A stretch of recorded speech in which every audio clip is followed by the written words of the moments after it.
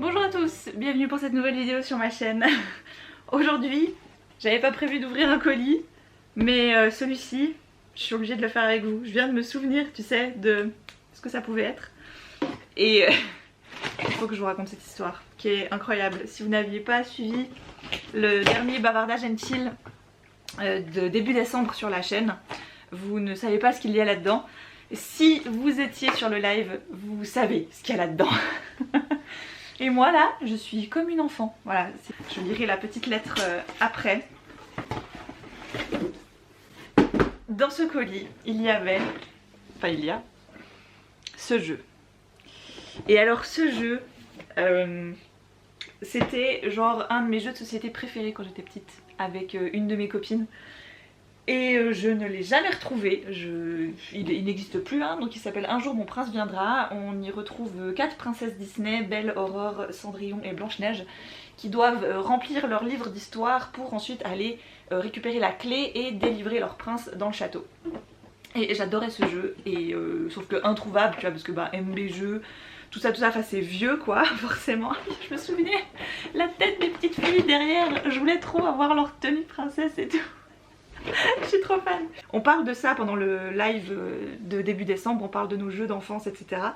Et je parle de ce jeu. On retrouve le nom, on me dit mais regarde sur Vinted, mais sauf qu'on n'a pas Vinted en Suisse, mais regarde sur eBay, sauf que le lien sur eBay, la vente était terminée. Bref, impossible de l'avoir quoi. Donc j'étais un peu chafouine, je me disais bon bah tant pis, peut-être qu'un jour je retomberai dessus, puis voilà. Et vlatipa que dans le chat, Enola, qui est une fervente lectrice et abonnée, qui est là depuis très très longtemps et qui est vraiment sur absolument tous mes lives, elle est là, elle est présente, ça fait partie, vous savez, de ces abonnés dont vous vous souvenez. Il y a des pseudos comme ça qui reviennent, et de personnes qui ont toujours un mot gentil pour vous, qui sont toujours très avenants et très bienveillants envers vous, et c'est toujours des personnes qui me touchent énormément, que ce soit en commentaire, que ce soit en message ou dans le chat pendant les lives. Et j'étais sur une autre fenêtre, donc je regardais pas le chat à ce moment-là, j'étais sur une autre fenêtre pour voir si je pouvais éventuellement le trouver ailleurs. Quand tout à coup je vois, retour sur le chat, des messages mais en caps lock, vraiment en majuscules et autres, me disant « Enola te l'a acheté, arrête de regarder, tout ça, tout ça ». Et donc voilà, elle m'a confirmé l'avoir reçu, elle m'a fait une vidéo pour me montrer qu'il était en bon état. Et j'ai fini en larmes sur le live évidemment, parce que j'étais juste tout simplement beaucoup trop touchée de sa petite attention et de sa grande attention, parce que ça c'est plus qu'une Madeleine de Proust quoi, tu vois, pour moi. Hop là, donc mais les souvenirs, regardez-moi ce plateau, oh il est trop beau. Donc si je me souviens bien, en effet, tu mettais le château là au milieu. Oh là là, les souvenirs. Et après vous aviez les petits livres, vous voyez, à chaque fois. Et puis vous deviez voilà, remplir à chaque fois vos petites cartes histoire, hein, au fur et à mesure. Et à la toute fin, il y avait la clé pour aller cling, libérer le prince. C'est tellement cool, j'adore. Alors, comme j'avais déjà pas mal pleuré pendant le live, je vais éviter de repleurer maintenant. Faut que je vais réussir à lire la petite carte d'Enola et puis je vais pleurer. Chose promise, chose due, j'espère que ce jeu t'apportera tant de bonheur aujourd'hui. Autant de bonheur aujourd'hui qu'il t'en a apporté par le passé. Je vous souhaite à tous les trois un merveilleux Noël. Bise, Muriel, alias Enola. Avec la jolie petite carte. Eh bien, écoute Enola, vraiment, je fonds de gratitude. Voilà. C'est pas peu dire. Un grand merci, et vous savez quoi, j'ai super hâte de jouer avec Alice, ça va être incroyable. Commencer à contre-jour, mais ma foi, écoutez, je dois bouger mon setup de boulot, parce qu'en gros je bouge quand je bosse à la maison, je bosse pas de la même façon que quand je suis seule. Ah oui, ce qui veut dire que j'ai recommencé le boulot. Ce qui veut dire plein de choses, j'ai plein de choses à rattraper, parce qu'en gros j'ai blablaté, c'était quand? Entre Noël et Nouvel An. Et après, voilà, j'ai un peu oublié de revenir, tout ça. Voilà, quand je travaille à la maison, je mets l'ordi portable ici, que je connecte à mon écran de base. Et comme ça, j'ai un double écran et c'est plus agréable de bosser sur cet écran-là que sur celui-ci. Voilà, donc ça c'est comme si c'était ma tour et mon véritable écran de travail ici. J'ai donc filmé un peu entre Noël et Nouvel An, vu que j'avais reçu le jeu, mais après ça, voilà. Ce qui est toujours un peu le cas quand tu fais des vidéos, beaucoup, surtout pendant le mois de décembre, t'es là en mode genre presque 2 vidéos par semaine, tu vois, parce que je publiais le vlog le dimanche, pendant 2 semaines j'ai publié une vidéo en plus le mercredi à chaque fois. Donc forcément que ça fait un peu beaucoup quoi, tu vois. D'ailleurs entre Noël et Nouvel An, bah, j'ai publié pas mal aussi. Vu que j'ai fait la fin des vlogs de l'Avent et mon top et flop de 2022. Donc ça j'étais contente comme ça, tu sais, je clôturais l'année correcte. Voilà, maintenant 2023, c'est tout bon, c'est neuf, c'est machin, c'est tout ce que tu veux. Donc, qu'est-ce que j'ai de prévu? Plein de choses. Déjà premièrement, je suis désolée si certaines personnes l'attendaient. En même temps je crois que c'était pas le cas parce que j'ai eu personne dans mes messages privés. Donc en général quand personne ne vient me le réclamer, c'est que c'est bon, on a tous oublié, c'est parfait. Lundi 2 janvier, il n'y a pas eu de bavardage and chill, alors que normalement c'est tous les premiers lundis du mois. C'était le lundi 2 janvier. À lui tout seul c'était une excuse, tu vois. Donc ne vous en faites pas, il aura bien lieu le lundi 9 janvier, voilà, à 20 h, comme d'habitude. Puis après on reprendra le rythme habituel, c'est-à-dire de le bavardage and chill tous les premiers lundis du mois, etc. À voir si en 2023 je ferai peut-être plus de live, je sais pas encore. Franchement là je suis encore un peu en mode oh, c'est le flou, on verra. Je ne vais pas me mettre de date ou de truc ou de rythme précis. Si de temps en temps il y a un live en plus, pourquoi pas, voilà, on verra bien. J'ai également fini de préparer mes listes. Vous savez, mes petites listes de lecture. Vu que vous avez eu une spéciale Noël, ben voilà, maintenant il y aura la spéciale hiver, donc il faut que je tourne la pioche de lecture, voilà, qui est ici et prête. Il y aura aussi un petit mood sur les films et séries plutôt hiver. Puis il y aura la liste de choses à faire, donc pas Noël mais hiver. Et puis après j'ai mis mes intentions et mes souhaits pour 2023. Pour l'instant j'en ai mis 4, histoire d'être réaliste et de ne pas non plus me faire trop peur.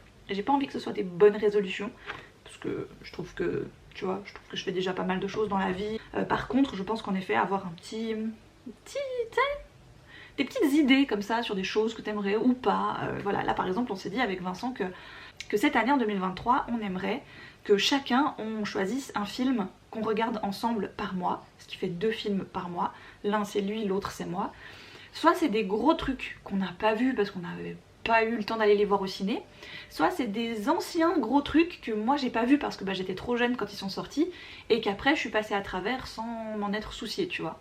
Donc voilà, ça c'est un peu notre petit truc à nous cette année, on a bien envie de faire ça. Parce que c'est vrai que à force de regarder toujours un peu les mêmes choses ou bah, de plus trop aller au ciné, ben on loupe des trucs. Et alors je dis pas qu'on se fait pas régulièrement des soirées films à la maison et autres, mais on va forcément vers de la nouveauté, et là on n'a pas forcément envie d'aller vers de la nouveauté. On a envie de regarder des trucs qui sont déjà sortis, mais que juste on a, soit l'un l'a jamais vu et l'autre oui, soit les deux on l'a jamais vu parce que bah on a juste pas eu le temps quoi, puis bah depuis le temps a passé et on l'a un peu zappé. Donc là c'est un peu notre projet commun quoi on va dire, voilà. Mais ça je pense que c'est plus des choses dont on va parler en live. J'aime bien parler de ça avec vous en live, surtout que c'est pas tous les mois où on a ce genre de liste, donc c'est plutôt chouette. Mais je suis contente, franchement ça me donne une bonne perspective, je suis assez heureuse. D'ailleurs je vais pouvoir cocher. Hier soir j'ai terminé de regarder la mini-série Esprit d'hiver sur Arte, que j'avais enregistrée avec Audrey Fleurot. Qui est, vous le savez, Esprit d'hiver, un roman de Laura Kashishki que j'ai porté au nu, que j'adore, que j'ai trouvé incroyable, qui est encore, voilà, rien qu'en y repensant, m'a un peu, voilà, tu vois. Et je savais qu'ils allaient faire une adaptation, ils en ont longtemps parlé, puis on en a plus entendu parler, puis là tout à coup, c'est sur Arte. Donc je les ai enregistrés parce que j'avais pas du tout envie de le regarder à la période de Noël, bien qu'il se passe le jour de Noël. Parce que je sais comment ça se termine, et je sais que c'est lourd, et je sais que c'est pas évident, donc... L'histoire, là dans la série, ils ont pas pris les mêmes noms que dans le livre. La femme s'appelle Nathalie, son mari s'appelle Marc et leur fille s'appelle Alice. Donc pendant toute la série, Nathalie appelle sa fille. Genre elle la cherche dans la maison et tout. Et à chaque fois j'étais là, je me disais j'espère que ma Alice ne l'entend pas trop. Tu sais, avec la porte de sa chambre qui reste entrouverte quand nous on est encore au salon et tout. T'entends ton prénom constamment appelé depuis la télé, ça doit faire un peu bizarre. Bref, je crois qu'elle s'en est pas trop rendu compte, ça va. Et on est le matin de Noël. Marc doit partir à l'aéroport en catastrophe parce qu'ils ne se sont pas réveillés à temps. Ses parents arrivent, il doit aller les chercher, sauf qu'il a neigé toute la nuit. Mais alors, problème, voilà, les routes sont difficilement praticables, il part quand même et Nathalie va se retrouver seule à la maison avec leur fille Alice qui est encore au lit. Bizarre, d'habitude elle les réveille, enfin, il y a une drôle d'ambiance, puis la jeune fille se lève, la mère de famille est un peu décontenancée. Pendant la nuit elle a recommencé à écrire, mais du coup elle a un peu oublié le repas de Noël, donc elle commence des trucs un peu en catastrophe, puis petit à petit les gens de sa famille commencent à décommander le repas de Noël parce que trop de neige, on est bloqué, on peut pas venir, etc. Elle n'arrive pas à joindre son mari. Tu sens l'ambiance qui commence à être un peu pesante. Et puis leur fille est un peu étrange ce matin. Viens.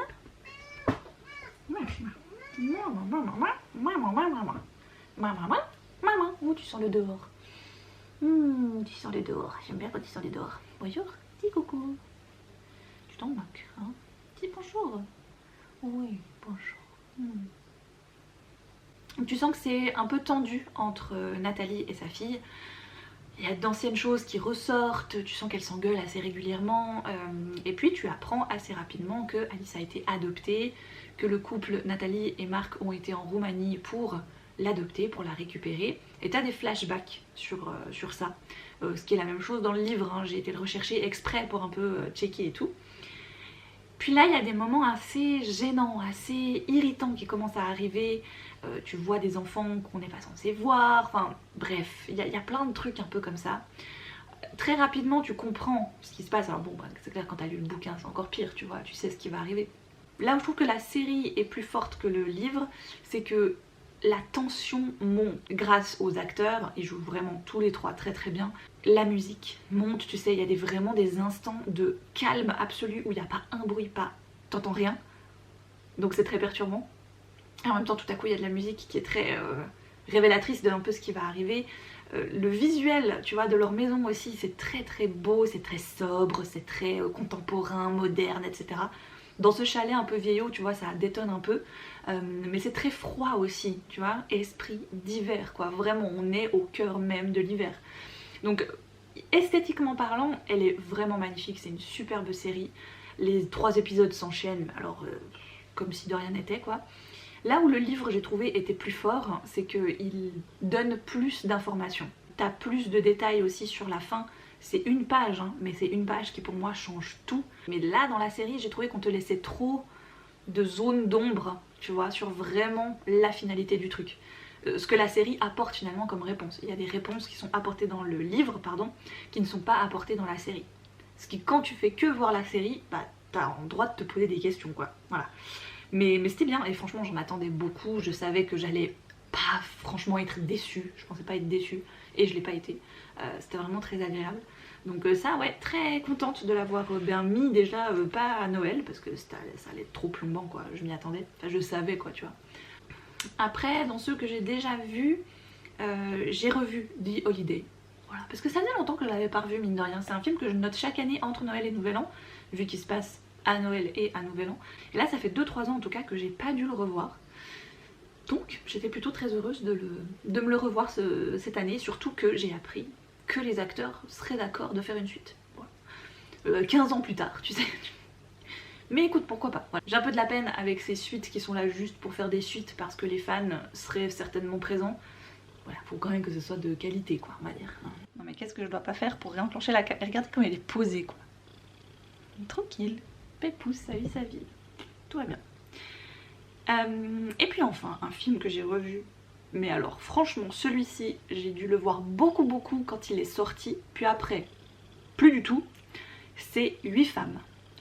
C'est un film français que j'avais, mais alors complètement, tu sais, un peu zappé de ma mémoire comme ça, et que j'adore, et que j'adorais, en tout cas au moment où il est sorti, je me souviens que je l'avais vu grâce au vidéoclub avec mes parents, on l'avait loué, et on l'avait regardé à la maison et je l'avais trouvé génial, j'avais adoré.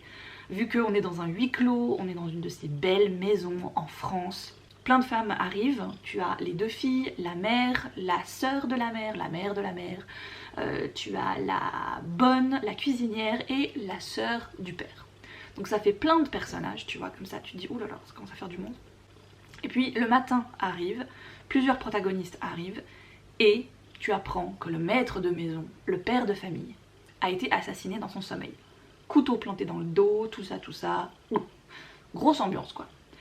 Tout le monde décide soit d'appeler la police, soit de partir. Ça se passe, je dirais, dans les années fin 40-50, par là autour. Donc tout le monde a peur, forcément, on se dit le tueur est encore dans la maison et tout, jusqu'à ce qu'on commence à comprendre que finalement, le tueur est parmi elles. Parce que personne n'a pu rentrer dans la maison, la tempête de neige aurait empêché tout ça, c'est impraticable, on peut pas escalader le mur, le portail est fermé, les câbles de la voiture ont été coupés, les câbles du téléphone aussi.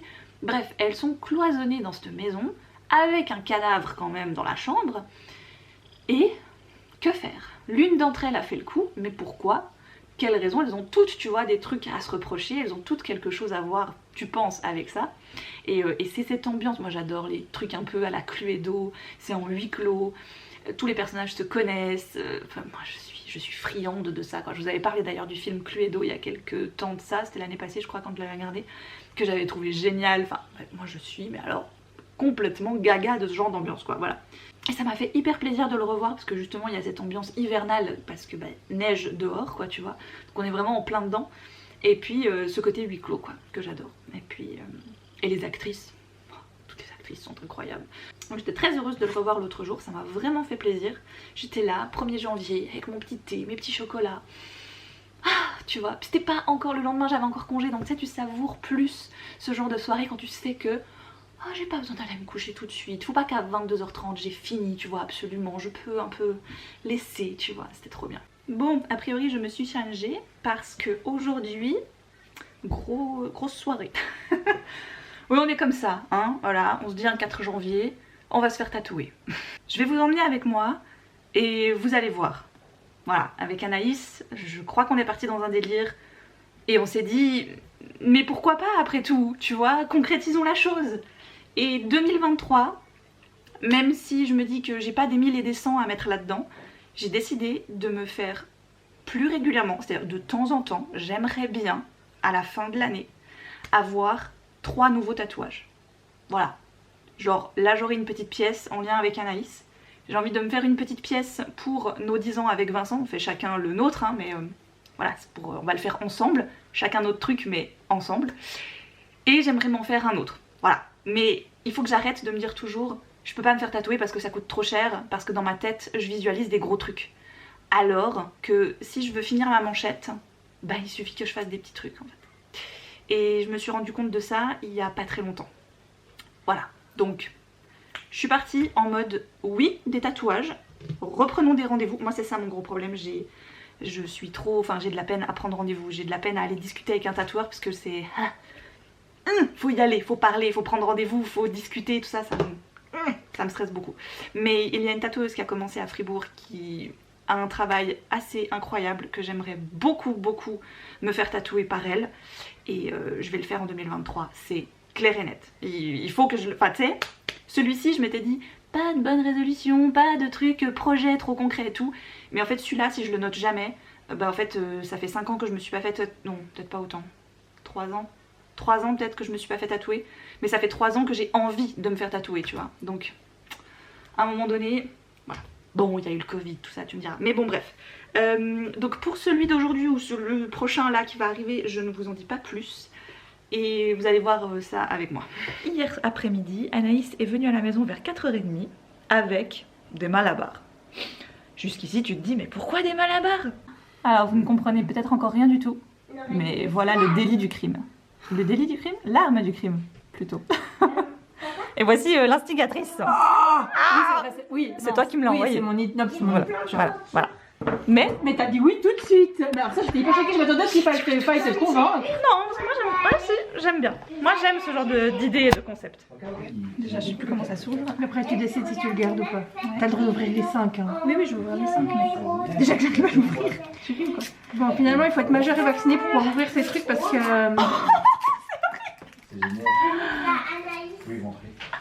C'est quoi une tache de sang? On dirait que je me suis tirée dessus. Dis-toi qu'on peut aussi s'échanger. Oui. Oh, des têtes de mort. Vas-y. Ah non, ça tu me le laisses. Ah, j'adore. Bon, Anaïs, elle a toi le sien. Ah ouais, clair. Yann, il espérait presque qu'ils arrivent pas. Ah ouais? Il est vraiment compliqué, hein. Alors ça... C'est quoi? C'est une queue qui sort dans le trou. Charmant. Attends, mais il y a tu sais, le plastique qui reste collé. Ouais, mais on a compris que c'était un tribal quoi. Ouais, bah, bref. Ah, avec une rose. Ah, avec une rose. Ah, stylé Ouais. quoi. Ouais, non, moi je ferais pas ça, mais. Non. Oh, j'étais sûre. Oh, génial! Mais t'en as déjà un. Non, non, tu peux le faire si tu veux, comme ça, t'as aussi un Batman comme ton amoureux. Ah, c'est pas bête Comme ça, c'est un petit comme ton amoureux. Ouais, c'est pas bête. Je le fais vraiment tout petit alors par contre. Je vais On va comme ça, quoi. Tiens, en échange. Il y a quelques temps de ça, elle m'a envoyé une vidéo de gens qui prenaient des malabars au hasard, qui déballaient le malabar, puis dedans tu as toujours le petit tatouage éphémère. Elle m'a montré cette vidéo de gens qui donc déballent leur malabar et vont se faire tatouer le véritable tatouage du malabar. Voilà, donc c'est plus du pas permanent, c'est du permanent quoi. Voilà, tu vois ce que je veux dire. Donc il y a quelques semaines, elle m'envoie ça, genre mais c'est trop cool, j'adore l'idée, t'es d'accord de le faire avec moi? Et moi évidemment, qu'est-ce que je réponds? Je réponds oui. Donc hier, elle est venue à la maison avec les malabars. Alors on a voulu jouer la sécurité, je vous l'ai dit sur Insta. On en a pris 5 chacune, histoire de... Et on a bien fait, parce que moi sur les 5, j'avais quand même 3 fois le même. Il me semble que le tout dernier du coup qu'elle a déballé, c'était le logo Batman. Et je dis, bon, franchement, il y a pas longtemps, la fin de l'été, Vincent il s'est fait tatouer un gros Batman dans le cou. On va dire que c'est à partir du dernier Batman de Nolan, qui est passé au cinéma, qu'on a officieusement commencé notre relation, Vincent et moi. Donc je me suis fait le Batman dans la nuque, voilà, parce que j'ai pas peur et en fait j'ai rien senti du tout. Enfin, j'ai rien senti, oui, j'ai senti le grattement de l'aiguille.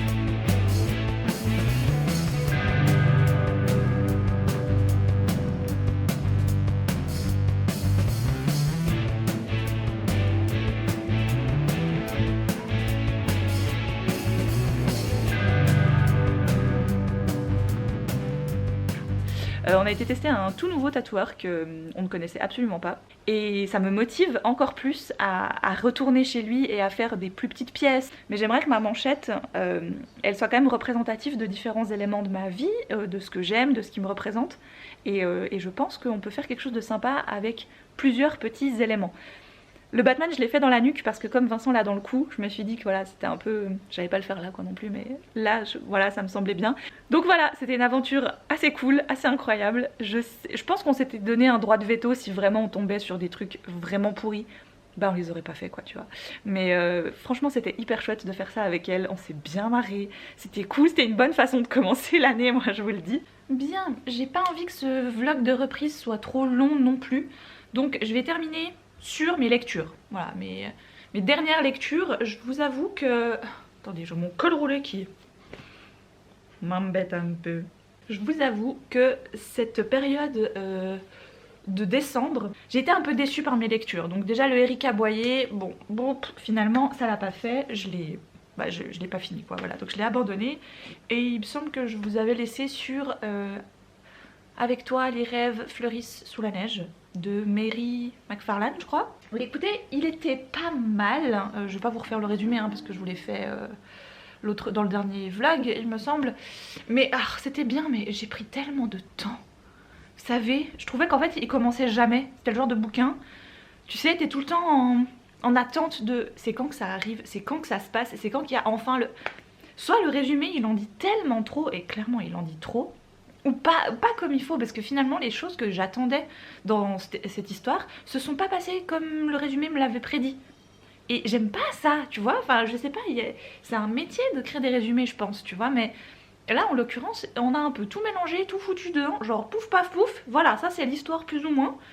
En fait ça se passe pas du tout comme ça, il y a plein d'éléments qui sont tellement décousus. C'était un peu longuet, alors que c'était sympa. Mais c'était un peu longuet. En fait je pensais clairement que j'allais le finir plus vite. Et ce qui fait que je l'ai pas fini plus vite. Vous savez j'aime bien me garder une lecture un peu particulière pour le 24 et le 25. Et là j'ai clairement pas réussi à le finir ce Mary McFarlane. Et j'ai donc commencé ensuite La détective de Noël. Normalement après Noël j'ai plus envie de lire mes romances de Noël, j'ai plus envie de lire des livres de Noël. Mais là j'en avais tellement pas lu j'ai l'impression, tu vois. Ce qui fait que j'ai commencé après Noël, La détective de Noël de Anne Perry, que j'ai lu, mais alors d'une vitesse, presque d'une traite. J'ai eu une journée très remplie le 27 décembre où j'ai été absente toute la journée, ce qui fait que je n'ai pas pu lire à ce moment-là. Mais par contre, j'ai souvenir de m'être posée dans mon fauteuil le 28 et j'ai quasiment pas bougé. On a rangé un peu, tu sais, les trucs, forcément c'était Noël, t'as des cartons partout, t'as des machins, des trucs. On a ranjouillé un peu et après je me suis plongée là-dedans. C'était tellement cool, ça avait rien de waouh, tu vois, c'est basique. On est sur un roman à énigmes. Maria Ellison, la grand-mère qui est complètement snobinarde et acariâtre, se voit un peu expulsée de sa maison où on lui dit écoute grand-maman, nous on sera pas là cet hiver, on sera pas là à Noël, t'es pas invitée là où on va, donc il faut que tu retournes chez ta belle-fille. Donc elle va à reculons chez sa belle-fille, elle se dit que ça va être le pire Noël de sa vie, tout ça, tout ça. Bien sûr que ça va se confirmer parce qu'en plus il y a une invitée en plus qui s'invite, clairement, enfin qui n'était pas prévue au programme, Maud, je ne sais plus comment, qui revient de 40 ans de voyage. La nana, elle a voyagé toute sa vie et le jour où elle rentre à Noël, sa famille est même pas capable de l'accueillir parce que plus de place chez eux. Donc là déjà, Maria, tu sens qu'elle est un peu blasée de tout ça. Elle est hyper blasée de tous les voyages de Maud, de tout ce qu'elle lui raconte. Sauf que un jour après l'arrivée de Maud, Maud est retrouvée morte dans son lit. Alors le médecin confirme que c'était une mort naturelle, que son cœur s'est arrêté de battre, petite crise cardiaque, tout ça, elle s'est endormie dans son sommeil, tout bien. Ça aurait pu s'arrêter là, tu vois. Mais Maria, elle est pas de cet avis. Pour elle, il y a un truc qui cloche. C'est bizarre, cette nana avait pas l'air du tout en mauvaise santé. Tout avait l'air de rouler, elle est rentrée exprès pour voir sa famille qu'elle aura même pas pu voir, c'est trop bizarre. Donc elle mène l'enquête. Et j'adore quand c'est ce genre de personnage qui mène l'enquête parce que à un moment donné, en fait, elle joue le tout pour le tout. Elle dit bon, soit j'y vais, littéralement je mets les 4 pieds dans le plat, soit je fais un peu plus ma Maria Ellison que je suis d'habitude, et donc très snob et très prudente et tout, mais du coup je vais jamais résoudre ce mystère parce que pour elle, elle est pas morte de mort naturelle.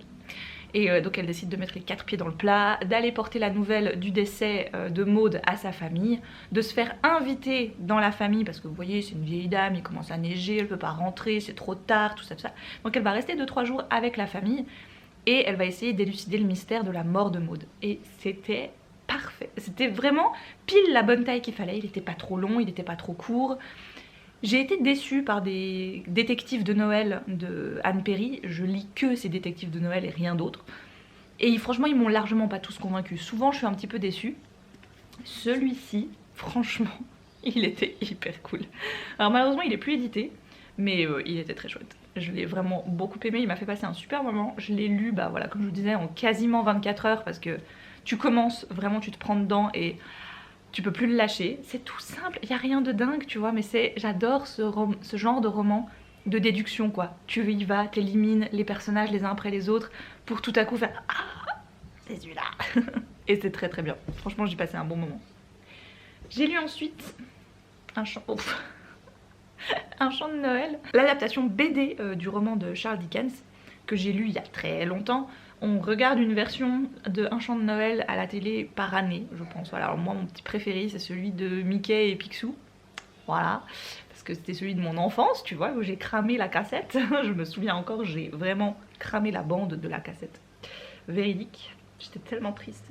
Et cette année, aux éditions Jungle, Pépite est sortie cette version-là. Franchement, très jolie, les dessins sont super beaux. Alors l'histoire ne change pas, hein, c'est toujours l'histoire de Scrooge qui est quelqu'un de pas très gentil et de très radin et qui va recevoir la visite de 3 fantômes, celui du Noël passé, présent et futur, et qui va lui montrer que s'il change pas un peu son comportement et sa manière de vivre et d'être avec les autres surtout, il risque de passer une très mauvaise vie après la mort. Voilà. Puis j'ai terminé mon mois de décembre, presque, pas tout à fait réussi mais presque, sur un Noël romantique en Laponie. Je crois que c'est ça le titre. Bref, le dernier Sarah Morgan, celui qui est sorti cette année je crois.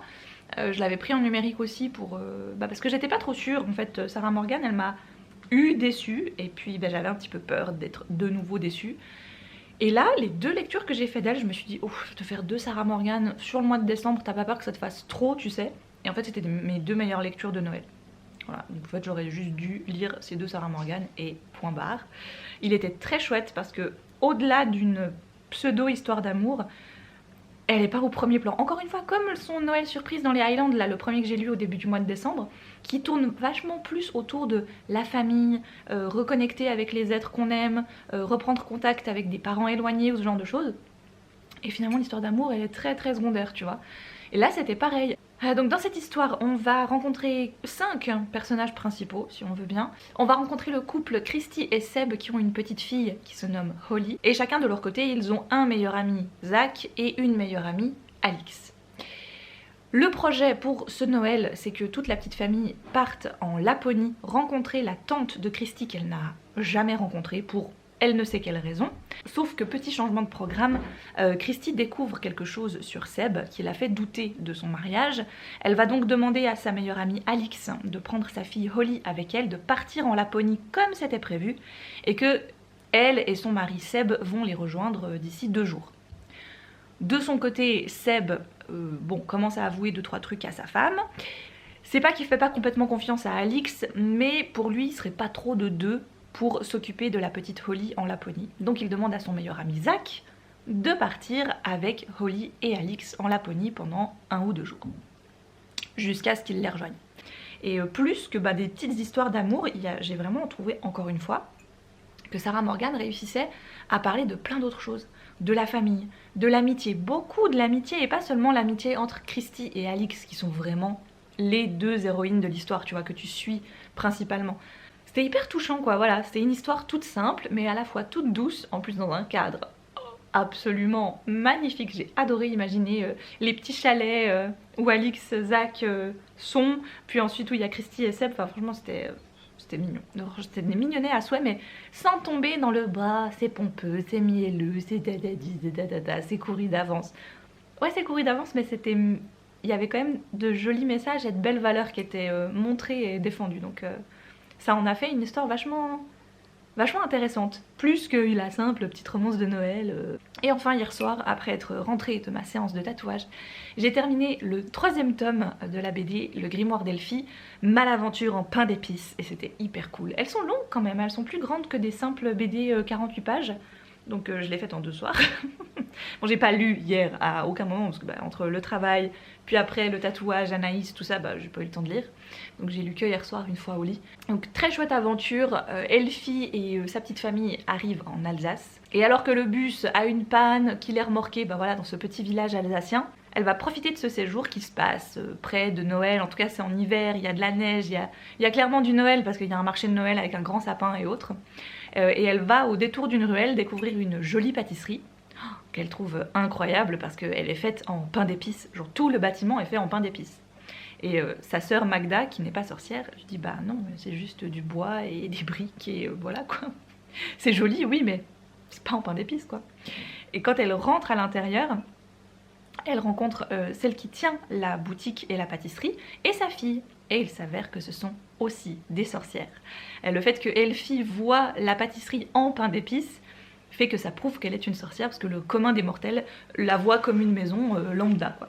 Donc c'était assez chouette de voir d'autres personnages, de voir cette petite Faustine qui est aussi une sorcière mais un peu plus turbulente, qui essaye plein de trucs, puis tant pis si ça fait des bêtises, si ça marche pas, enfin voilà, donc ça fait des petites malaventures assez cocasses en effet comme le dit le titre, vu qu'à un moment donné il va y avoir un gros problème au niveau d'une des pâtisseries, un petit bonhomme en pain d'épices va leur venir en aide, mais bizarrement... il va y avoir un petit problème de nombre de bonhommes en pain d'épices à un moment donné. Donc voilà pour ces lectures plutôt noëlesques. Écoutez, je suis plutôt contente de quand même la plupart d'entre elles, juste 2 qui m'auront quand même un peu plombée quoi, on va bien l'avouer. J'aurais voulu que ça se passe mieux et puis j'ai persévéré. Pour une j'ai abandonné, pour l'autre j'ai vraiment été jusqu'au bout alors que peut-être j'aurais pas dû, je sais pas. Mais heureusement toutes les suivantes se sont avérées très très bonnes et très agréables. Même si je les ai pas faites dans l'ordre que j'aurais voulu de base.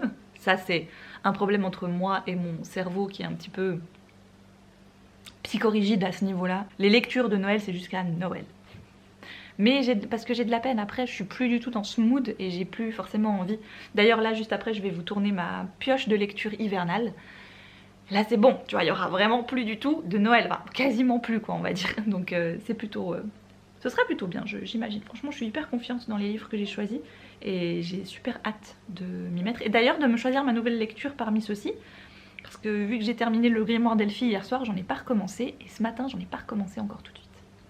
Voilà.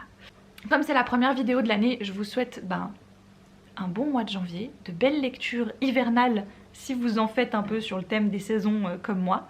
Et je vous dirai pas une bonne année parce que c'est un peu commun, mais je vous envoie toutes mes bonnes ondes en tout cas. Plein de bisous à vous, prenez soin de vous, et je vous souhaite de belles lectures évidemment.